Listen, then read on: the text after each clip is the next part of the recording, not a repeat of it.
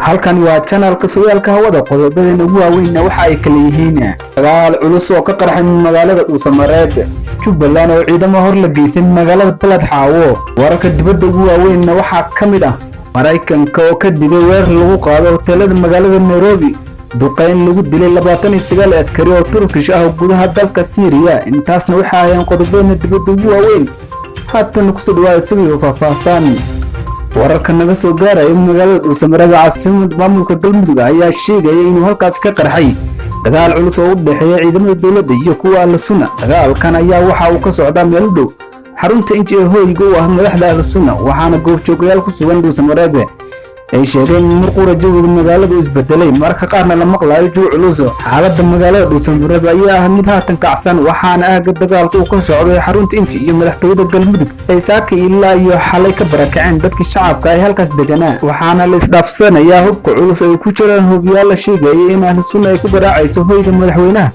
dowladda aqoonsanta ah ee Galmudug Axmed Qorqor iska horimaadkan ayaa daba socda dagaal xalay ka dhacay isla goobta lagu dagaalamayo kadib markii ay israasaaseen ciidamo kala tirsan booliiska dowladda iyo kuwa Ahlu Suna inta la xaqiijiyay dagaalkaas waxa ku dhintay askari ka tirsan ciidamada haram cadda sida ay la waraday ay sheegayaan dhanka kale wararka haddana soo gaaraya ayaa sheegaya in dagaal u dhaxeeya ciidamada dowladda iyo kuwa Ahlu Suna uu ka bilowday magaalada Guraceel dagaalka ayaa bilaabmay kadib markii ciidamada Ahlu Suna ay qaadeen weerar ka dhan ah ciidamada dowladda ee ku sugan saldhigga booliiska magaalada Guraceel wararka ayaa sheegaya in dagaalkaas uu dhaliyay khasaare isugu jira dhimasho iyo dhaawac oo labada dhinac kala gaaray wararka naga soo gaaray gobolka Godo ayaa waxa ay sheegayaan in dowlad goboleedka Jubbaland ay ciidamo fara badan geysay degmada Balad Xaawo ee gobolkaas ciidankan oo la sheegay inay ka soo bixeen degmada Dowlada ee gobolka Jubbada Hoose ayaa waxa ay ku hubeysnaayeen gaadiidka dagaalka iyagoo xalay ku soo biiray ciidamada daraawiishta Jubbaland ee ku sugan magaalada Balad Xaawo saraakiisha ciidankan oo la hadlay warbaahinta Jubbaland ayaa waxa ciidanka la geeyay magaaladaasi ku micneeyeen inay tahay sidii loo sugi lahaa amniga oo ay tilmaameen muddooyinkii dambe deegaanadaasi ka dhacayeen rabshado iyo falal amni lidi ku ah magaalada Balad Xaawo ayaa waxa hore ciidan u geeyay dowladda federaalka Somaliya waxaana magaaladaasi marar ka dhacay isku dhac sababay dhimasho iyo dhaawac oo dhexmaray ciidanka Jubbaland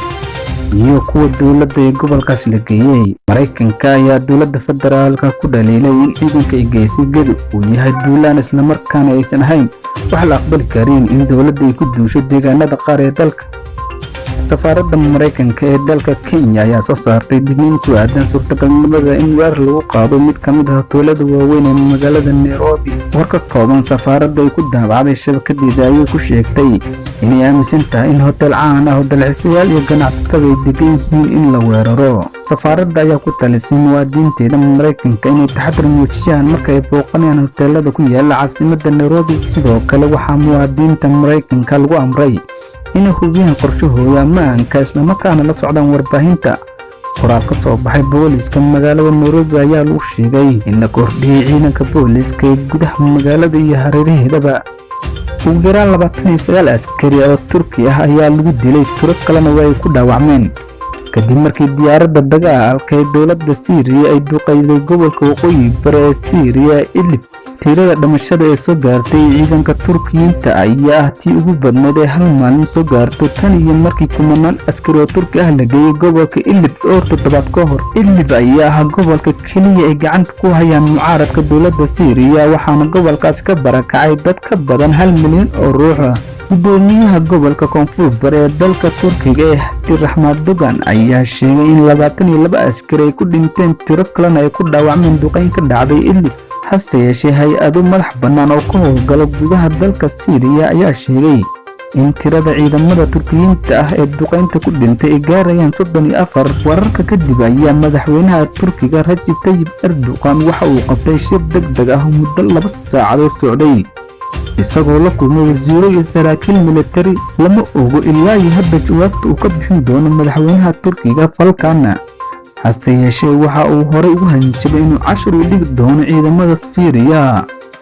tawadiya intaas ayaa nooga wararkeena waa anigoo Muslim Xamsiib warkan warkiciga inta ku muddo waxaan kaga tagnaa sidaas nabadgelyo